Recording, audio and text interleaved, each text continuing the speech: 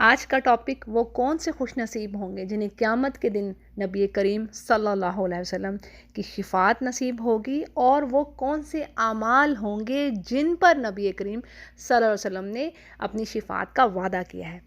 تو اس میں سب سے پہلی اور بہت اہم چیز، ویری امپورٹنٹ، کہ ہر مومن کو یہ اچھی طرح سمجھ لینا چاہیے کہ اللہ کی اجازت کے بغیر کوئی نبی، کوئی فرشتہ، کوئی ولی کسی قسم کی سفارش نہیں کر سکے گا اللہ کی اجازت کے بغیر اور اس کی اذن کے بغیر، یعنی اللہ راضی ہوگا تو ہی سفارش ہوگی۔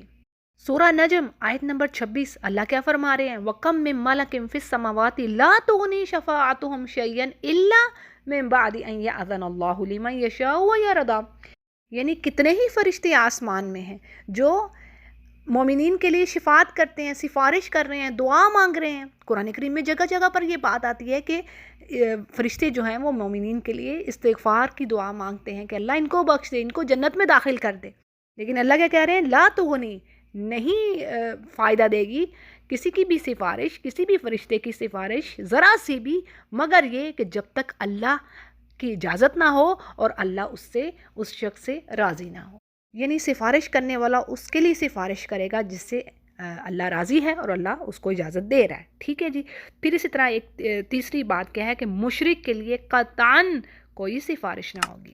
تو جی یہ 3 پوائنٹس بڑے ہی اہم ہیں، یعنی اللہ کی اجازت کے بغیر کوئی سفارش نہ کر سکے گا، اور اسی کے لیے ہی کوئی سفارش کرے گا جس کے لیے اللہ کی طرف سے اجازت ہوگی، اور مشرک کے لیے کوئی سفارش نہیں ہے۔ تو یہ تینوں باتیں ذہن میں رکھتے ہوئے اب ہم آگے چلتے ہیں اور ان خاص اعمال کو دیکھتے ہیں جو نبی کریم کی شفاعت کا ہمیں مستحق بنائیں گے۔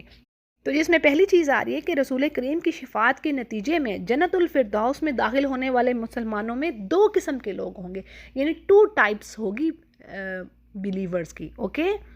اور یہ جو بیان ہے میں محمد اقبال کیلانی کی بک شفاعت کا بیان اس سے لے رہی ہوں، اوکے۔ تو اس میں جی 2 قسم کے لوگ ہوں گے، یہاں پر کہا جا رہا ہے پہلی قسم کے لوگ جو ہوں گے وہ ہوں گے جو جہنم میں داخل ہوئے بغیر ہی مختلف یعنی ڈیفرنٹ ٹائمنگز میں، مختلف اوقات میں جنت میں چلے جائیں گے۔ اللہم اجعلنا منہم، یعنی اللہ تعالیٰ ان کو جہنم کی رسوائی سے بچا لے گا اور فوراً ہی داخلہ جنت میں ہوگا۔ اللہ ہمیں اور ہمارے پیاروں کو ان میں سے کرے، آمین یا رب۔ اچھا جی، اب دوسری قسم ان لوگوں کی ہوگی جو اپنے گناہوں کی سزا بھگتنے کے بعد، یعنی پہلے وہ جہنم میں جائیں گے اور پھر مختلف اوقات میں جہنم سے نکل کر جنت میں داخل ہوں گے۔ اللہ تعالیٰ ہمیں ان میں سے نہ کرے، اللہ تعالیٰ ہمیں دوزخ کی آگ سے بالکل بچا لے یا رب، تو ہمیں معاف فرما۔ اچھا جی، اب کیا ہے کہ پہلی قسم کے جو پہلی ٹائپ تھی نا، یعنی جو کہ جہنم میں داخل ہوئے بغیر ہی جائیں گے، ان کو مزید 4 گروپس میں ڈیوائیڈ کرتے ہیں، ٹھیک ہے جی۔ اب اس میں پہلا گروپ کون سا ہوگا؟ یعنی وہ خوش نصیب جو آپ کی شفاعت پائیں گے اور بغیر حساب کتاب جنت میں داخل ہوں گے، ٹھیک ہے جی۔ ایک تو یہ گروپ ہو گیا۔ اب دوسرا گروپ جن کا یعنی حساب کتاب تو ہوگا لیکن ان کے اعمال صالح جو ہوں گے وہ اسکیل میں بھاری ہوں گے، اور وہ پھر آپ کی شفاعت پا کر سیدھا جنت میں داخل ہو جائیں گے۔ یہ دوسرا گروپ ہو گیا، یعنی ایک تو بغیر حساب کتاب، دوسروں کا حساب کتاب ہوا لیکن ان کے عمل صالح، گڈ ڈیڈز ہیوی تھے اسکیل میں۔ تیسرا گروہ کیا ہے کہ یہ وہ لوگ ہوں گے جن کی نیکیاں اور برائیاں برابر ہوں گی، اور یہ لوگ پہلے مقام اعراف میں ٹھہرائے جائیں گے۔ سورۃ الاعراف یاد کیجئے، اس میں یہ ذکر آتا ہے اعراف والوں کا، جو کہ نہ جہنم میں جائیں گے اور نہ ہی جنت میں، ایک مقام پر، ایک پلیس پر کھڑے ہوں گے، اور اس پلیس کا نام ہوگا اعراف، اسی لیے ان کو اصحاب اعراف بھی کہا جاتا ہے کہ، اور وہ اللہ کی رحمت کے منتظر ہوں گے کہ اللہ ان کو جنت کی طرف ڈال دے، اور ان کی کیا ہے کہ نیکیاں اور برائیاں ایکول ہوں گی، برابر۔ تو اب کیا ہے کہ یہ لوگ بھی آپ کی شفاعت سے جنت میں داخل ہوں گے، ٹھیک ہو گیا تیسرا گروہ۔ اب چوتھا گروہ، اس کی بات کرتے ہیں۔ تو یہ وہ لوگ ہوں گے جن کی نیکیاں برائیوں سے کچھ کم ہوں گی، یعنی نیکیاں کچھ کم ہیں، برائیاں زیادہ ہیں، اور ان کا جہنم میں جانا طے ہو چکا ہوگا، لیکن نبی علیہ السلام کی شفاعت کے نتیجے میں یہ لوگ جہنم سے بچا لیے جائیں گے اور جنت میں داخل کر دیے جائیں گے۔ تو یہ تھا چوتھا گروہ، یعنی پہلے گروہ کی جو مزید ڈویژن ہوئی تھی. اب آتے ہیں جی دوسری قسم کے لوگ، یعنی جو جہنم میں جائیں گے، اپنے گناہوں کی سزا بھگتیں گے، اور پھر نبی کی شفاعت حاصل ہونے کے بعد ان کو یعنی جنت میں داخل کیا جائے گا. یعنی جہنم میں جائیں گے، سزا بھگتیں گے، پھر اس کے بعد انہیں جنت میں داخل کیا جائے گا، جہنم سے نکالا جائے گا. اسی طرح کم گناہ والوں کو بھی رسول کی شفاعت نصیب ہوگی، زیادہ گناہ والوں کو بھی. پھر اسی طرح آخر میں ان کو بھی آپ کی شفاعت نصیب ہوگی جن کے دل میں رائی برابر یا اس سے بھی کم ایمان ہوگا، لیکن یہ مختلف ٹائمنگز ہوں گی جیسے کہ بات پہلے ہوگی. اچھا جی، اب اصل بات پھر اگین وہی کہ آپ کی شفاعت کسی بھی شخص کو ایمان اور عمل صالح سے لاپرواہ نہیں کر سکتی. یعنی آپ عمل صالح نہیں چھوڑ سکتے. شفاعت کا تمام دار و مدار جو سب سے پہلے میں نے بات کی کہ عمل صالح اور ایمان پر ہے. جس کا جتنا ایمان اسٹرانگ ہوگا، عمل صالح اس کے پاس ہوں گے، وہ اتنی ہی جلدی شفاعت حاصل کرے گا. دیکھیں نا، بات وہ بھی آ رہی ہے نا کہ جہنم میں اب جو آگ میں پڑ گیا تو رسوائی تو ہوئی. تو اللہ تعالیٰ معاف فرمائے، اور کیوں نہ ایسا ہو کہ بغیر حساب کتاب ہی ہم جنت میں جائیں. یا رب تو ہمیں ان میں سے کر جن کو آگ چھوئے نا. اچھا جی، اب ہم ان اعمال کو دیکھتے ہیں جو کہ ہمیں احادیث سے پتہ چل رہا ہے جن کو کرنے پر آپ کی شفاعت انشاءاللہ نصیب ہوگی، یا ہمیں شفاعت کے قریب تر کر دینے والے یہ کام ہیں. تو ان میں سب سے پہلی چیز کیا آ رہی ہے جی؟ قرآن مجید کی کثرت سے تلاوت کرنا. یقین جانیے یہ ایکسپیرینس کی ہوئی بات ہے. قرآن مجید کی کثرت سے تلاوت واقعی ایسا آپ کو ایسی برکات اور رحمتیں ہیں اس کی کہ آپ جو اس کو کرے گا اسے اندازہ ہو جائے گا. تو آپ کا قول ہے کہ قیامت کے روز قرآن مجید اپنے پڑھنے والے کے لیے سفارشی بن کر آئے گا. یعنی حدیث ہے مسلم کی، ٹھیک ہے جی. تو قرآن کریم کو کثرت سے پڑھیے، پیار سے پڑھیے اور قرآن کی محبت مانگیے. انشاءاللہ اس سے پیاری چیز کوئی ہے ہی نہیں ہے دنیا میں. اچھا جی، دوسرا پوائنٹ دیکھتے ہیں، بات لمبی نہیں میں کرنا چاہ رہی. تو دوسرا پوائنٹ کیا ہے جی؟ سورہ البقرہ اور سورہ آل عمران کی تلاوت کرنا. آپ نے فرمایا کہ یہ دونوں صورتیں اپنے پڑھنے والوں کے حق میں اللہ سے جھگڑا کریں گی. مسلم اس کو روایت کر رہے ہیں یہ دونوں صورتیں، یعنی وہی بات آگئی قرآن کریم کی، ٹھیک ہے. تو خاص کر ان دونوں صورتوں کو، سورۃ البقرہ کے بارے میں اور بھی بہت ساری حدیث ہیں کہ جس گھر میں یہ پڑھی جائے اس گھر سے شیطان بھاگ جاتا ہے. جادوگر اس کی حیثیت نہیں رکھتے، یعنی وہاں پر جادو کا زور نہیں چل سکتا جس گھر میں یہ پڑھی جا رہی ہے، رقیہ یا چلایا جا رہا ہے. یہ اتنی یہاں میں آپ کو بتاؤں بہنوں کہ یہاں پر عربس جو خواتین ہیں کہ وہ ان کے یہ انڈرسٹوڈ ہوتا ہے جب ہم مدرسوں میں جاتے ہیں نا، تو انڈرسٹوڈ ہوتا ہے کہ جی یہ سورہ کثیر تعداد کو یاد ہی ہوتی ہے، حفظی ہوتی ہے. بڑی تھوڑی ہوں گی خواتین جن کو نہ یاد ہوگی. عربوں میں یہ بات ایسے ہے نا، ان کو سمجھ ہے نا دین کی، جن کو سمجھ ہے.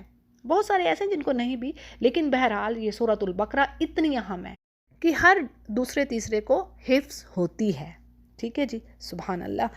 آگے چلتے ہیں. تیسرا پوائنٹ، سورہ ملک کی کثرت سے تلاوت کرنا. آپ نے فرمایا کہ سورہ ملک اپنے پڑھنے والے کے حق میں سفارش کرتی رہے گی حتیٰ کہ اللہ تعالیٰ اسے بخش دیں گے. ابن ماجہ اس کو روایت کریں. اسی طرح ایک اور روایت میں آتی ہے بات کہ وہ جھگڑا کرے گی یہاں تک کہ اپنے پڑھنے والے کو بخشوا دے گی. ٹھیک ہے جی، سورہ ملک کی اوتھینٹک حدیث سے بات آ رہی ہے. پھر جی چوتھی چیز کیا ہے؟ تہجد کا اہتمام. آپ نے ایک صحابی کو نصیحت فرمائی کہ میری سفارش حاصل کرنے کے لیے زیادہ سے زیادہ نوافل ادا کرو. مسلم اس کو روایت کرتے ہیں. اور یاد رہے کہ نفل نمازوں میں تہجد کی نماز سب سے افضل ہے. تو تہجد کی نماز پڑھنی چاہیے. صالحین کا طریقہ ہے اور اس کے جو ثمرات ہیں، جو اس کا مزہ ہے، جو اس کی لذت ہے، اور کسی وقت میں وہ بات ہی نہیں ہے، یقین جانیے جو اس میں ہے. اچھا جی، پانچواں پوائنٹ کیا ہے؟ صبح اور شام سب سے آسان کام. ٹھیک ہے، صبح اور شام 10 مرتبہ درود شریف پڑھنا. ٹھیک ہے، حدیث ہے کہ آپ نے فرمایا جو شخص 10 مرتبہ صبح اور 10 مرتبہ شام مجھ پر درود بھیجے گا قیامت کے روز سے میری شفاعت حاصل ہوگی. طبرانی اس کو روایت کر رہے ہیں. تو بڑا ایزی ہے یعنی یہ عمل، تو اس کو تو مت چھوڑیے. یعنی صبح شام 10 مرتبہ آسان ہے، لیکن جمعہ کا دن اور کثرت سے پڑھیے. اور خاص کر ایک اور بات میں آپ کو ایڈوائز کروں، اور یہاں پر بھی یہی بات مینشن ہے کہ سب سے افضل درود شریف جو ہے وہ درود ابراہیمی ہے جو نماز میں پڑھا جاتا ہے. تو اسی کا اہتمام کثرت سے کیجیے، تو وہ زیادہ اس کا یعنی اجر و ثواب کا وہ باعث ہوگا. ٹھیک ہے.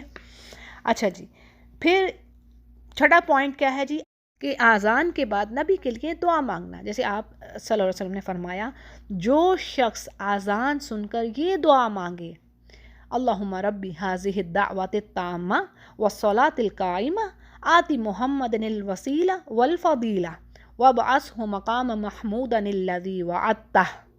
ٹھیک ہے، یہ میں نے پڑھ کے آپ کو بتا دیا، اور اس کا ترجمہ بھی میں آپ کے آگے رکھ دیتی ہوں کہ اللہ اس توحید کی دعوت اور قائم ہونے والی نماز کے رب محمد صلی اللہ علیہ وسلم کو وسیلہ، بزرگی اور مقام محمود عطا فرما جس کا تو نے ان سے وعدہ فرمایا ہے. تو بات یہ ہے کہ جی جو ان الفاظ کو آذان کے بعد پڑھے گا تو قیامت کے روز اس آدمی کے لیے شفاعت کرنا نبی کے ذمے ہوگا. جیسے کہ آپ نے کہہ دیا کہ اس کی شفاعت کرنا میرے ذمے ہوگا. بخاری اس کو روایت کر رہے ہیں. سبحان اللہ. تو یہ ہلکے سے کلمات ہیں، ان کو یاد کرنے، اور اذان کا جواب دینے کے بعد جب اذان ختم ہوگی تو ان الفاظ کو ایک بار ضرور پڑھ لیجئے. پھر ہے جی 7ویں چیز، پوائنٹ نمبر 7، کہ 3 مرتبہ جنت کا سوال کرنا. آپ نے فرمایا جو شخص اللہ سے 3 مرتبہ جنت کا سوال کرے گا اس کے لیے جنت سفارش کرتی ہے، یعنی وہ خود سفارش کرتی ہے کہ یا رب تجھے بخش دے. ابن ماجہ اس کو روایت کر رہے ہیں. اور اسی طرح اسی چیز کو 3 مرتبہ جہنم سے پناہ مانگنے میں بھی لے لیں، یعنی 3 مرتبہ جنت کا سوال کرنا اور 3 مرتبہ جہنم سے پناہ مانگنا. اس میں بھی آپ نے فرمایا کہ جو شخص 3 مرتبہ جہنم سے پناہ مانگے گا اس کے لیے جہنم سفارش کرتی ہے.